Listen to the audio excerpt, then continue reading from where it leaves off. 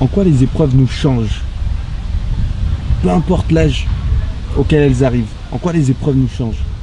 Les épreuves, elles nous changent dans le sens où tu prends conscience que la vie est éphémère. Rien n'est éternel dans la vie. On prend des gros coups de massue. J'en ai pris un gros coup de massue il n'y a pas longtemps. Ce genre d'épreuve qui, justement, tu sais, la solitude est de bonne compagnie. L'isolement. Je m'isole.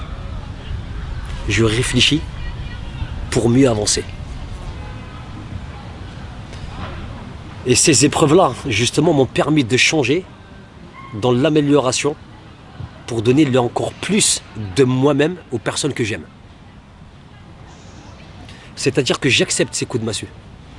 Je suis obligé de les accepter. Des fois, je me dis, je marche dans la rue avec des montagnes sur les épaules. C'est tellement lourd que je tremble des jambes. J'en tremble tellement quand j'ai envie de m'asseoir, j'ai envie de m'allonger et plus me relever. Mais je ne peux pas. Je ne peux pas parce que j'ai toujours cette voix dans ma tête qui me dit, Mehdi, tu n'es pas comme ça. Tu as travaillé ton mental tellement dur, c'est pas le moment de baisser les bras. Alors continue à y croire. Bats-toi. Traverse ce mur. Trouve cette petite brèche. Rentre comme une petite fourmi. Sors de l'autre côté, va voir ce qui se passe. Ne t'arrête pas à ce genre de choses. Même si ça fait mal, continue quand même. Alors j'accepte ces épreuves-là. J'accepte ces épreuves-là pour ma famille, pour les gens que j'aime. Je donne plus aux autres ce que je peux améliorer sur moi-même. Mais je sais que moi, au fond, j'ai cette capacité monstrueuse et cette boule d'énergie de continuer. Quoi qu'il arrive, un bus, il roulera toujours. Il roulera toujours, le bus. Ben moi, mon vélo, même s'il n'a pas de chaîne, je continuerai toujours à avancer avec mes deux jambes. Eh ben j'avance. J'avance. Parce que je veux donner le meilleur de moi-même à la personne que j'aime. C'est pour eux. Je préfère être malade et voir les gens en bonne santé. Je préfère être pauvre et te voir riche. Je préfère être malheureux et te voir heureux de faire les choses avec passion. Fais les choses avec passion et tu vas t'épanouir. Fais les choses par obligation et tu vas te déçu ce que tu as commencé. Alors si tu fais les choses, fais-les avec ton cœur. Fais ce que ton cœur te dit de faire et ne fais pas ce que les gens t'imposent de faire pour ressembler à leur image. Ça ne sert à rien. La seule personne à qui tu dois ressembler, c'est à la personne que tu aimes.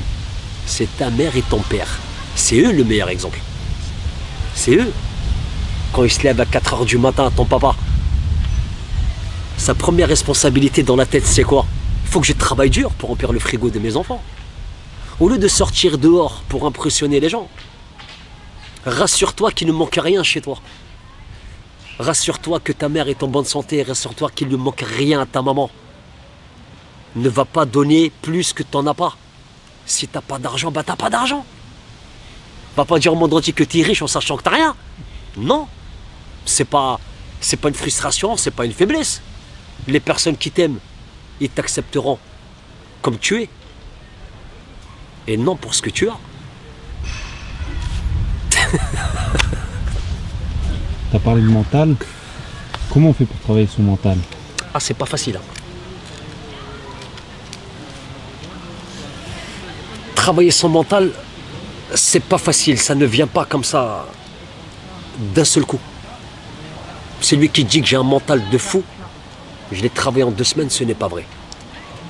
J'ai mis des années à m'accepter moi-même. J'ai mis des années à savoir réellement qui j'étais. Si je n'ai pas réussi dans certains domaines parce que j'ai eu des mauvaises fréquentations, j'ai écouté les mauvaises personnes. Mais je ne leur en veux pas à ces gens-là. J'ai suivi la foule comme un mouton, en sachant que je devais prendre la direction et un seul repère. Et peu importe, je sais que l'arrivée sera que magnifique. Mais ma tête, elle me disait non. Suis les gens, ne t'inquiète pas. Aie confiance en eux. En fin de compte, ça n'a jamais abouti à rien. J'étais déçu, bien sûr, j'ai été déçu. Est-ce que je leur en veux? Pas du tout. C'était plus de l'apprentissage. Donc là, ça remet en question. Mais à ces personnes-là, je leur dis merci. Parce que le fait est que je suis tombé, en fin de compte, ça m'a permis de décupler 150 000 fois cette puissance énergétique pour me dire, hé, c'est maintenant. Si c'est pas toi, c'est qui? Si c'est pas maintenant, c'est quand? Alors laisse-les partir. Les gens qui t'apprécieront, ils viendront t'aider. Donc t'as pas besoin d'eux. Et ça m'a mis des années à comprendre ce genre de choses. Qu'est-ce que je dois faire?